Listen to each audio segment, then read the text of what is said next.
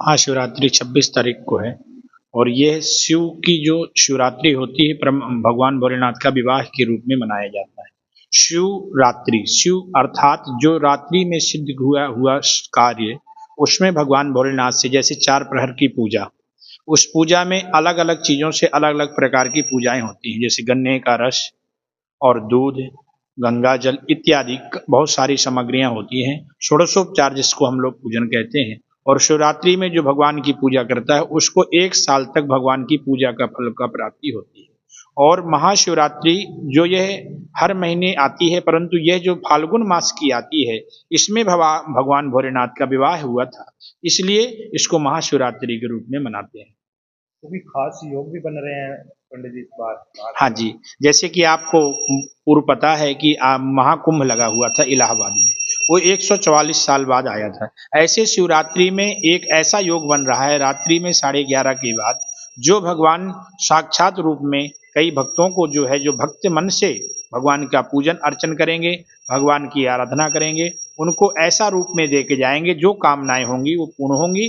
और इस शिवरात्रि में जो है 144 साल बाद ऐसी शिवरात्रि पुनः आ रही है जो हमारे भक्तों की कामना को पूर्ण करेगी। पंडित जी, कुछ शुभ मुहूर्त कोई पूजा करने का और गंगा जल अर्पित करने का? जैसे 4 प्रकार की पूजा होती है। प्रथम पूजा सवा 8 बजे से चालू होगी और 10 बजे तक रहेगी। ये पूजा ऐसे 10 बजे से 12 बजे तक, 12 से 2, 2 से 4, इसमें एक एक पौन पौन घंटा का पूजन का विधान होता है और जो शिवरात्रि में विशेष फलदायिनी पूजा होती है। अब यह पूजा कई भक्त ऐसे होते हैं, कई वर्षों से निरंतर करते आते हैं, पर उनकी जिज्ञासा रहती है कि हम रात्रि में भगवान का पूजन करें, क्योंकि सिद्धि रात्रि कहा गया है इसको। जो इसमें एक चावल और एक लोटा जल अर्थात गंगा जल भी चढ़ा देता है, उसको संपूर्ण फल की प्राप्ति हो जाती है।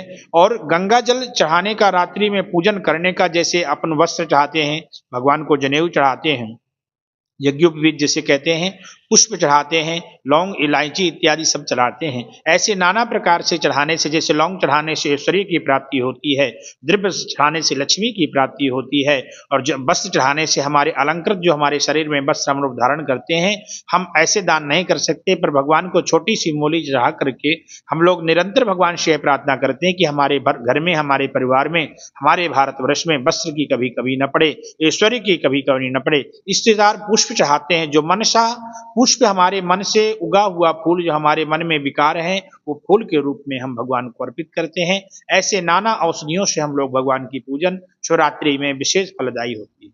आपका परिचय पंडित जी? राकेश कुमार शास्त्री, कालेश्वर महादेव मंदिर पुजारी।